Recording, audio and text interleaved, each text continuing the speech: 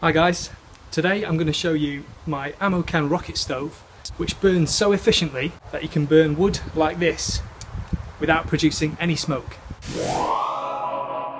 This stove is made from a standard NATO ammo can.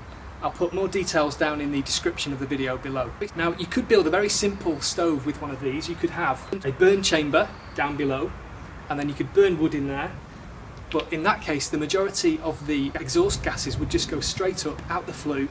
They'd be very hot and there'd be a lot of smoke as well, because the smoke that you see coming out of the chimney is unburnt fuel. The reason that this is smokeless is I have a secondary burn system. I'll show you how it's constructed and how that works now. If I open up the top of the stove,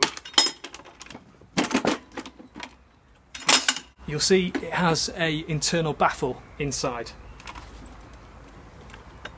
Because of this baffle, the exhaust gases have to travel across, up, across again before leaving the flue. This gives us the opportunity to introduce a secondary burn, and that's where the real efficiency comes in. On the outside of the stove we have a secondary air intake. This runs along the back of the stove, up and across just below the level of the baffle. The burning materials release their gases and smoke, which then rises up to the level of the baffle. Now this superheated secondary air then reignites those gases and they burn again in the baffled area before going up through the flue. Let's get the stove going and you can see this in action.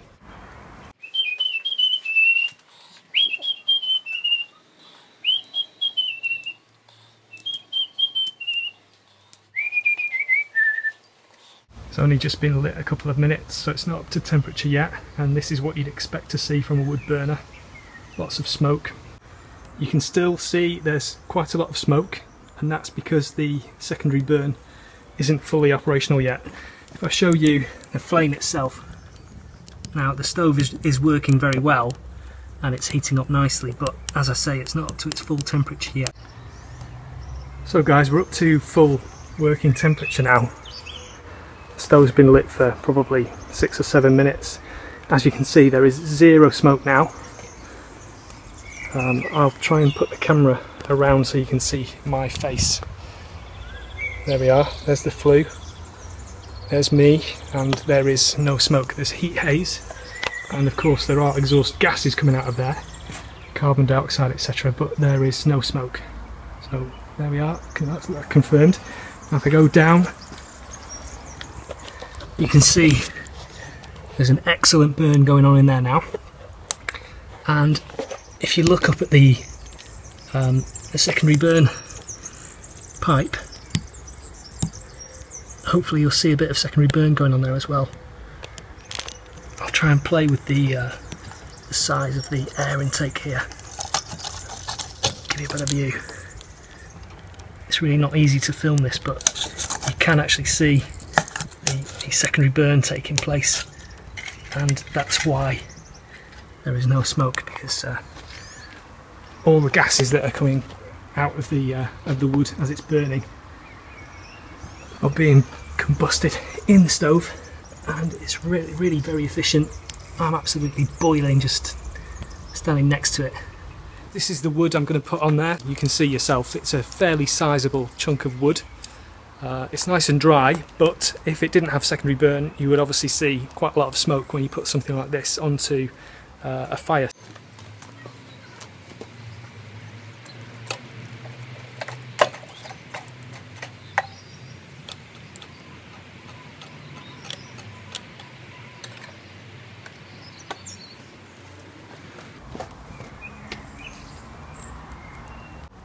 So that large piece of wood that I just put on has been in there for about a minute or so.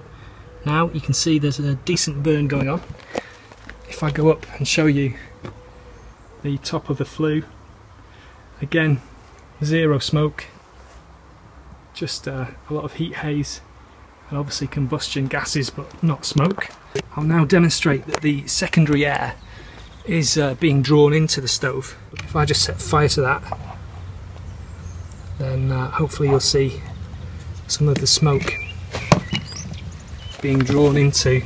There you go, actually you can see the smoke, and also the flame is being drawn into the secondary air intake there. So you can certainly see that that's working very well, and that's why we've got such a good clean burn.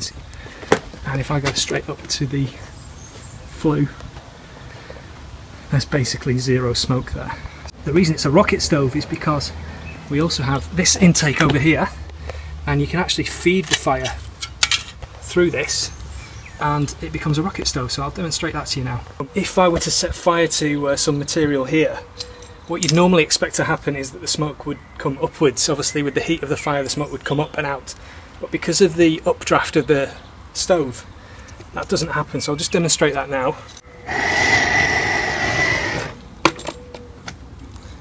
There you go, so you see the fire is drawn downwards and it works very well.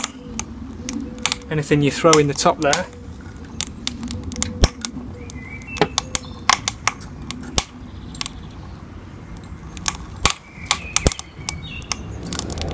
there we are. So once the fire's lit you can then just feed it through this intake.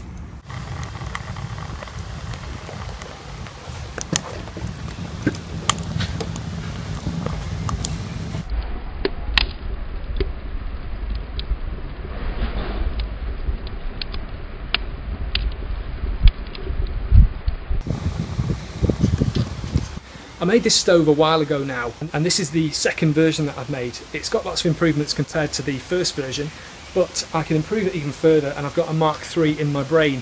Now, I'm not sure which videos to prioritise at the moment. I've got lots of different things that I want to do. So if you're interested in these stoves, if you want to know exactly how I made it and how you can make one yourself, then you need to make a comment below this video and say, yes Chris, make the other video about the other stove. When I get 100 comments on this video asking me to make the build video, then I'll dedicate my time to that. I'll make a Mark III and I'll video the entire process and I'll show you how you can make one yourself simply and cheaply. I look forward to reading your comments regarding that and also regarding this video. If you liked it, please like it. If you disliked it, then dislike it, that's fine. But please let me know in the comments section why you disliked it. Then I can perhaps improve my videos in the future and hopefully everybody will enjoy them more.